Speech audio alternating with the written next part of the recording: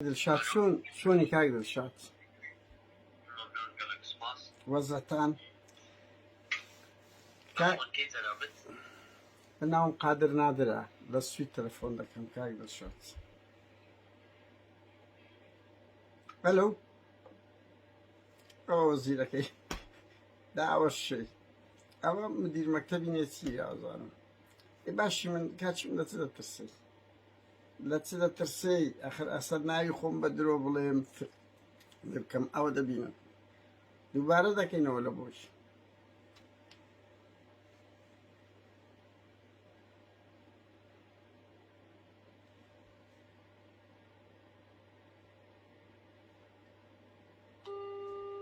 دوباره دكينا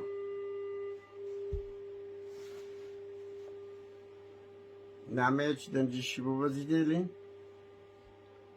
كاك دمانه بزارين كاك نسير چون او پاسکلی کردیا بجدی ما رو سر وزیدا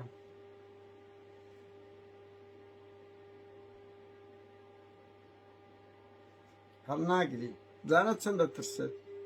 درشا شهاب باب بیا 1000 برپرس کنویری تلفونك جواب ده دي تان هیچ قسم نکرد هیچ ایهانه خلچش نکم مجرد تلفونه چند ترسد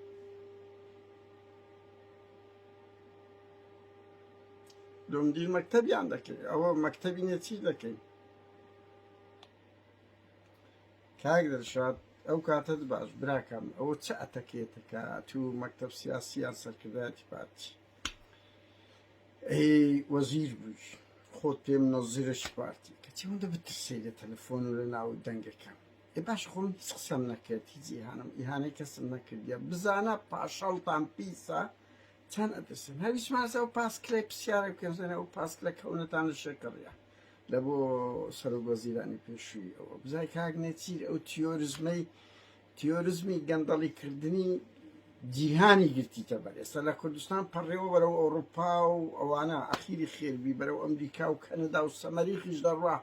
بالشرف او نتیره يعني أوم لهم زاملينية بس تهرش فينا جنية دلي حاتم التائية بس بحارة توزيع كلا بدأوا يتعرقي بينا كذا كأسبة بدر ديو يقولني أو بياو بتمنى كي هوليري ما شاء الله بوجن زي كل أون الدولة من بوا تن كأسبة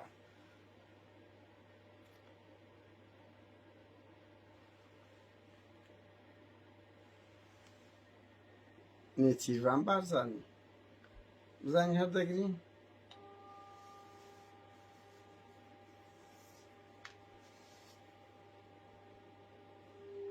نتیجه ولی بسیاری پاسکلکی دیده کیم هاوران او پاسکلک هونی دم هایبزام لشکری و 4000 پاوندی تقریبا نکه $6000 ولی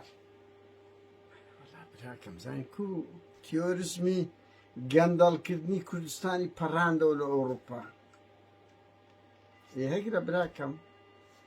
کاغ نتیج براکم دو دقل لرجان لبو ایمش بی هر نک لبو خلچ